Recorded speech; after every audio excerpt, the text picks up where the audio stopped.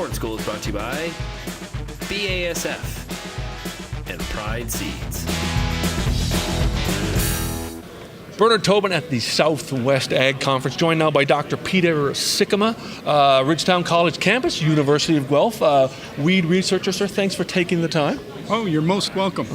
Peter, you did an awesome conversation, awesome presentation on, some of the observations that you've made in 25 years of weed research. You had a top 10, and I want to go through a couple of those, and just some fascinating numbers too. And it really starts with corn is very sensitive to interference. You can lose typically up to 51% if you don't control your weeds. And that is correct. In studies done in the province of Ontario, and the corn data is based on 80 field studies done over an 11-year period, the average yield loss is 51% in corn, and our yields go approximately from 200 bushels where we have perfect weed control to 100 bushels per acre where Ontario farmers would not have implemented any weed management tactics at all. Another one you had was application timing, and I think we've learned for sure that the longer we delay, it's going to cost us.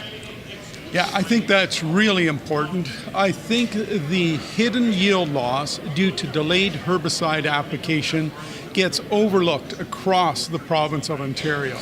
And every year, Ontario farmers are losing millions of dollars simply because they delayed their post-emergence herbicide application too long. In the studies that we've done, and we have quite a few studies, on average, by delaying the herbicide by 1 day, so from Monday to Tuesday morning, there's an average yield loss of half a bushel per acre per day. However, if you have heavy weed pressure on your farm, that yield loss can be greater than 3 bushels per acre per day. So if corn sells for $5 a bushel, you're losing $15 an acre simply by delaying the application from Monday to Tuesday morning. I want to talk about weed species. Especially when it comes to glyphosate, you really have to know and target your weed species to get the best control. Yeah, and there's two aspects to that conversation. First of all, you have to know what weed species you have in each individual field. And secondly, you need to know the height of the weeds at the time of application, because both of those will influence what rate of glyphosate you need to get commercially acceptable control.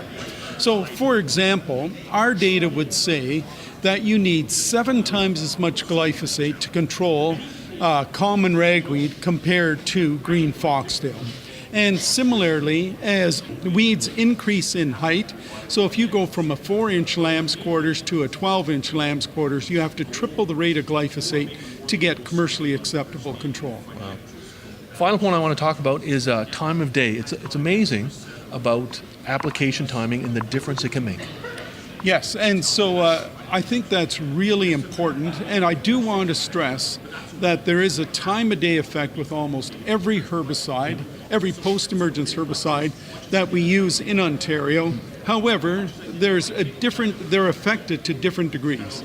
So the herbicide in our studies where we have the largest time of day effect would be something like Liberty, where we have a pretty dramatic time of day effect, and we can have up to a 50 bushel per acre yield difference between spraying at noon versus midnight.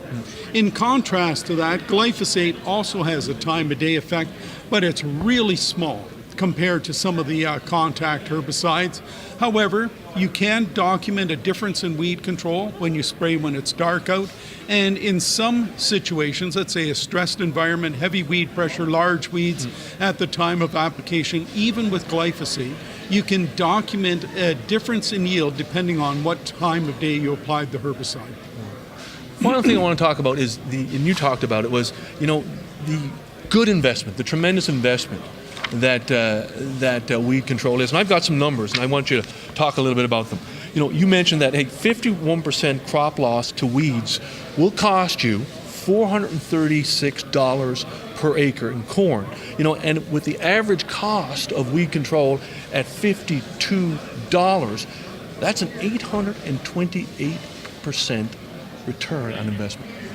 Yeah, I think most people don't appreciate the tremendous return on investment in weed management in corn. farmers have all sorts of inputs that they're purchasing to grow their crops. And there's one crop input where farmers should not shave costs, and that is on weed management in corn. Corn is so sensitive to weed interference, and exactly as the numbers you just mentioned, if you use a 2-pass program of a pre-residual followed by glyphosate post, the cost is about $53 an acre. And our data says, based on average yields in Ontario, there is an 828% return on investment in weed management in corn. That beats the stock market. Totally. I've had money invested in the stock market. I've averaged less than 5% over the last 30 years. Wow. Peter, great story looking back at 25 years. Thank you so much for sharing it. You're most welcome.